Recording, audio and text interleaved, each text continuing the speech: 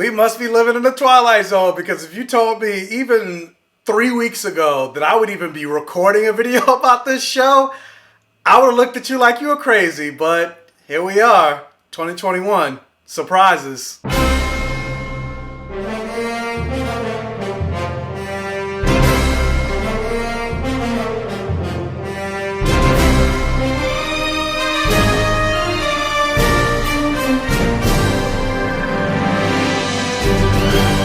So, the Arrowverse is continuing its expansion on the CW network. They just need to call it the Arrowverse Network at this point, with their latest show, Superman and Lois. And after years of facing supervillains, monsters, and alien invaders, the world's most famous superhero, the Man of Steel, aka Clark Kent, and comic books famed journalist Lois Lane comes face to face with one of their greatest challenges ever, dealing with being working parents in today's society. Complicating the already daunting job of raising two boys, Clark and Lois worry about whether their sons, Jonathan and Jordan, could inherit their father's Kryptonian superpowers as they grow older. And this series stars Elizabeth Tulloch as Lois Lane, and you have Tyler Hoechlin. I'm so thirsty. As Clark Kent, Superman. And honestly, I went into this show incredibly skeptical, mostly because I was not a fan of what they did and how they treated the Superman character in the Supergirl show. And considering this show is a part of the Arrowverse, which means everything that happened in the Supergirl show is supposedly canon, I just feel like the things that they had or the things that they didn't have Superman do, and then the level of kind of disrespect that they paid to the Superman character in order to prop Supergirl up, just made me not a fan of Superman having his own show. Because the whole time I was just like, well, why do I care about a Superman show with the way they've completely, at every turn, constantly made Superman out to be a joke on the Supergirl show? And it's not even about the fact that they said Kara's stronger than Kal-El on Supergirl. Like, I have no problem with that. And I mean, hell, in the comics, when Kara was first introduced, it was hinted that she could potentially be stronger than Superman because she absorbs solar radiation at a more efficient rate than Kal-El. So that's not the problem. It's not that she's stronger, but it's at every single turn. Every time Tyler Hoechlin would guest star on the show, he would instantly get knocked out. He would instantly get defeated. And then in just the way that other characters in the Arrowverse would interact with him, it would just be like, what's the point of this character? And it upset me feeling that way because I really enjoyed Tyler Hoechlin's performance as Superman. But yeah, so I was like, why do I care about a Superman and Lois show when Supergirl's around? I mean, hell, Clark even said in the Supergirl show, the world doesn't need Superman so long as it has Supergirl. Okay, so why am I watching your show? And then in general, I just feel like the CW Arrowverse shows have been on a steady decline really since The Flash season 5. And hell, maybe even before that. So having said all of that, I was actually really surprised by how much I enjoyed this pilot episode. Like, really surprised. So surprised I can't even believe I'm even recording this video. I never thought I would be talking about a CW show on this channel, especially an Arrowverse show in current time. I don't think I'm gonna review every single episode because that's just gonna be way too much, especially since I think this season is 22 episodes. But I had to at least talk about this pilot for anybody else that might be hesitant in getting into this show. And while watching this show, even though this show is on the CW, it just felt different from the very beginning. Like, the production value on this show far exceeds anything on any of the CW shows that I've seen.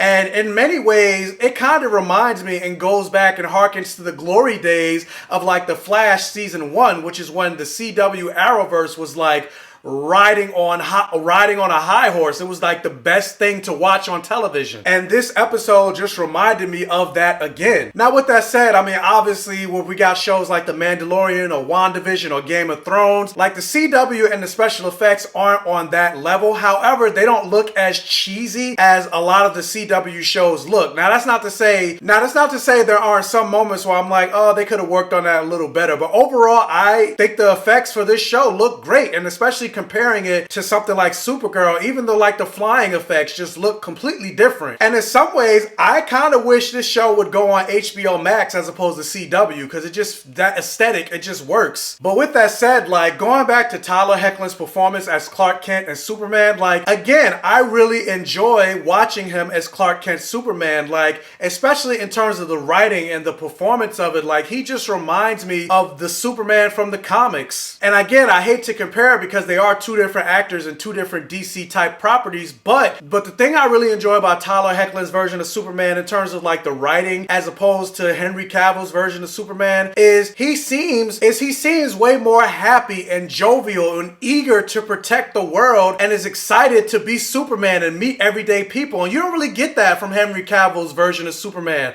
Like in 2 movies, you barely see him crack a smile. But in the opening scene, when you see Tyler Hoechlin show up as Superman and you see the way he interacts with this little kid, I was like, see, that's Superman. And that's the Superman I want to see, not this dark, brooding, Snyderized version of Superman. Now granted, I understand they can't call this show Lois and Clark because that's the Dean Cain and Terry Hatcher show from the 90s, but in many ways, that's what it felt like. And I'm not talking about the 90s show. I'm talking about the aspect of this show being focused, or at least this episode being more focused on the Lois and Clark aspect of the episode. And honestly, that's the thing that I really dialed into and the thing that really got me invested in this show, because you have these 2 very famous people within the DC universe. You have Superman, who's the world's most famous superhero, and then you have Lois Lane, who's the world's most famous journalist. But the thing about this show is you have them really coming together to raise these 2 teenage boys and the struggles that come along with that. And surprisingly, in this first episode,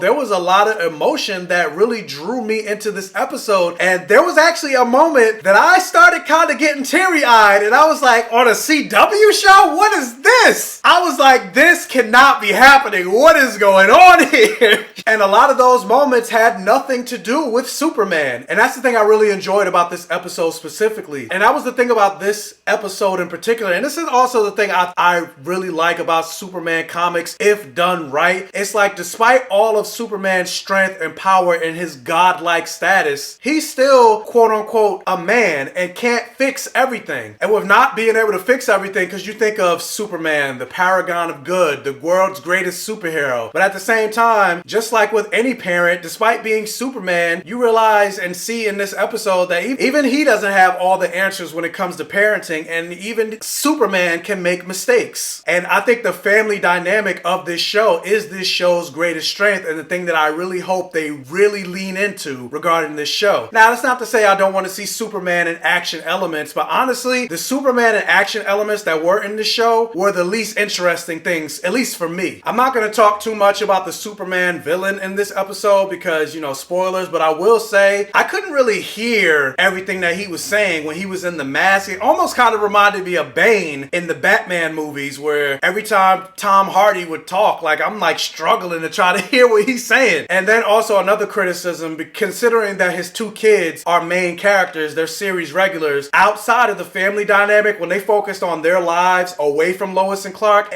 I didn't really care that much. I was mostly only interested in them with their relationship with their parents. Also, and this is a minor nitpick, but there's a moment that happens in this episode that left me a little confused, because if you watch the trailer, it's revealed that the kids do not know that their father is Superman, and eventually he's going to reveal the truth to them. Well, in this episode, one of his sons, Jordan, is playing Injustice Gods Among Us Part 2. And I was like, but that doesn't make sense, because if I remember correctly, I played both Injustice 1 and 2. They mentioned Superman's name being Clark Kent. They mentioned Bruce Wayne, Oliver Queen as Green Arrow, Barry Allen as the Flash, etc. And I'm like, but considering this is the Arrowverse and now your father's Superman, and then they're saying Clark Kent, don't you think that's a little weird? And I was just like, yeah, I mean, that doesn't make, I don't think that game should have been in there. But I don't know, overall for me, I thought this was a really strong episode, and surprisingly, I'm excited excited and curious to check out the next episode. And I wish I felt this way about the rest of the CW universe, because I used to love the CW Arrowverse, and I tried to give Batwoman a chance because, you know, I'm rooting for everybody black, but it's the same terrible writers that were on season 1, and I wish Gervais and Leslie well, but I couldn't. I couldn't do it. I was like, I'm out. Batwoman, I'm out. I can't. And I thought I would feel the same way about Superman and Lois, but I didn't. Like, for me, I would say Superman and Lois is a solid hit.